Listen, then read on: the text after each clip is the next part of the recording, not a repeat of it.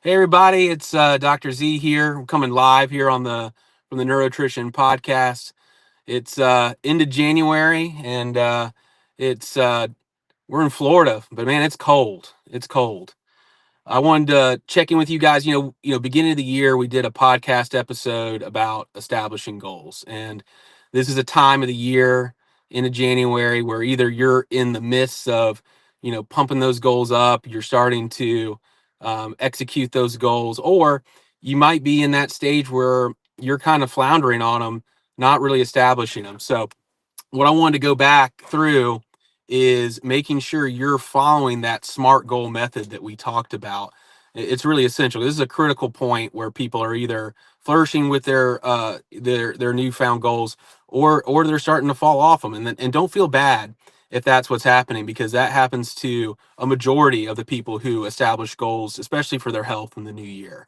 So what I wanted to do with you guys today is I wanted to put up or shut up. So I wanted to go through what my goals were personally, because I've got some things I want to improve on my health. I think, as we age, our goals have to be continuous, because time works against all of us. So I'm gonna go through how I did that with the SMART goal method, and then kind of encourage you guys to make sure that you're not giving up on these things, because it is attainable. It just takes a little bit of work. It takes some persistence, and it's always important to realize you're never always going to be perfect on these things too. So let's dig into it. So my goal was to right off the bat was to lose 20 pounds by my birthday. Now my birthday is March 21st, so I got about 6 more weeks, 7 more weeks until that comes up.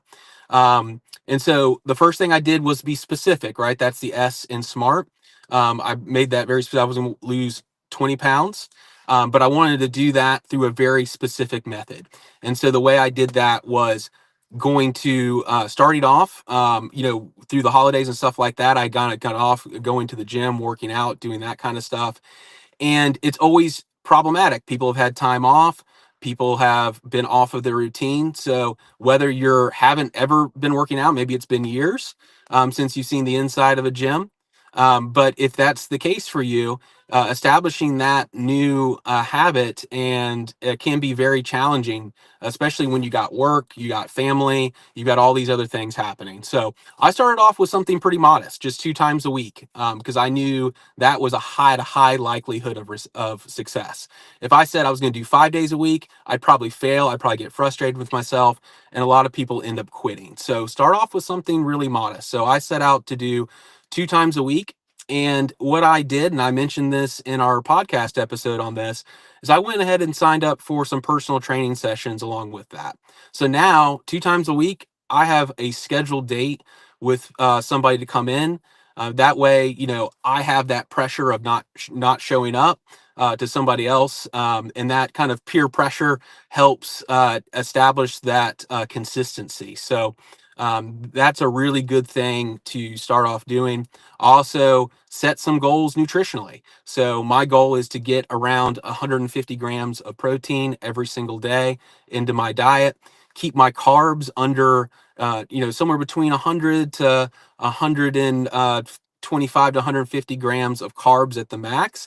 And set those parameters and started measuring them. That's the other thing with the SMART goals. That's the M. We have to be able to measure this. So what I'm doing is every week, and what I'm going to be doing as we go through the next few weeks, I'm going to be updating you on what I've accomplished, what I'm measuring going forward.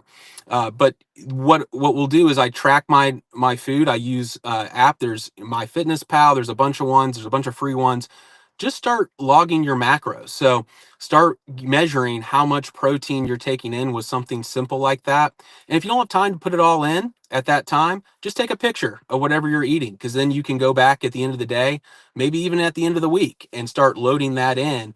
And then you're assessing how successful you're being, because you can't manage something if you're not measuring it. That's a really important factor to all of this.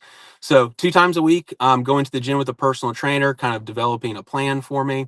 I've set those dietary guidelines for myself. I'm measuring those, assessing those every week, and we've been successful. In fact, what's amazing when you start getting those 2 times, now you start feeling a little bit better.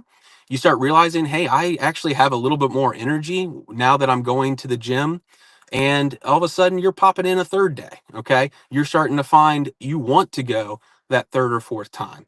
So, those are all the things that I've been doing in my short term to start assessing those. Very achievable. That's the A part of the SMART goal. And then I've got that time frame, right? I've got that up to my birthday that we want to be able to have that happen. So personally, I'm about 12 to 15 pounds into it. So um, that's already some good success that we've had going right through that process. So I'm on track for that.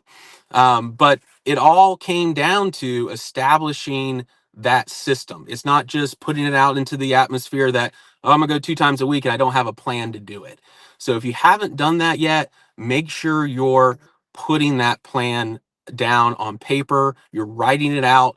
And I think it's so super important. Write yourself a narrative about it.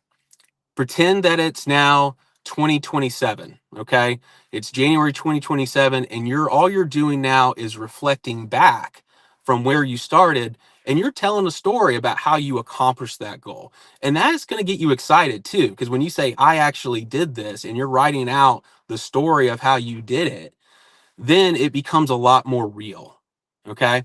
So that's what I'm challenging you guys to kind of work on and try to establish as you go this new year.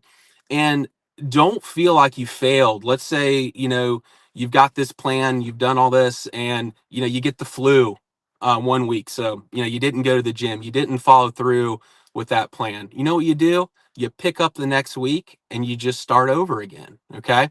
It doesn't mean you're going to be perfect. Life is not going to allow you to be perfect in establishing this plan, but it at least is going to give you that strong roadmap to accomplish it. So that's really the goal. The challenge. I'm gonna put on to you guys, and like I said, I'm gonna put up and shut up every Friday here. I'm gonna jump on, kind of update you on where I'm at on that. We're also gonna be talking about some other stuff, some cool things that we see in the clinic here on some other topics too. I kind of want to give you guys some insight. We talk about a lot of things on the podcast, everything from things we do with brain health to things we do improving your health through functional medicine and some other really cool non-pharmaceutical approaches. So I want to guys give some insight. I mean, we're going to do some case studies. We're going to go through some cool results that we've had here in the office that I hope is going to motivate you to make these changes, because they are real and they're not just stories you hear. It's not just theory.